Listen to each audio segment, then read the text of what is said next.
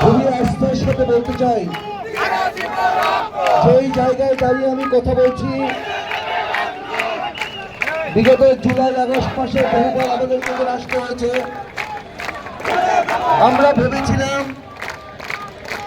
August মাসে যে অভ্যুত্থান হয়েছে, ছাত্র জনতার রক্তক্ষরণের মাধ্যমে আমরা যে নতুন বাংলাদেশ পেয়েছি, বাক স্বাধীনতার বাংলাদেশ, ভোটাধিকারের বাংলাদেশ, সামনের বাংলাদেশ, নেতার বাংলাদেশ, চিকিৎসা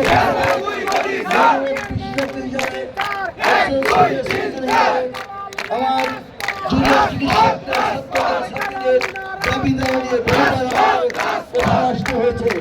আমরা ভেবেছিলাম 5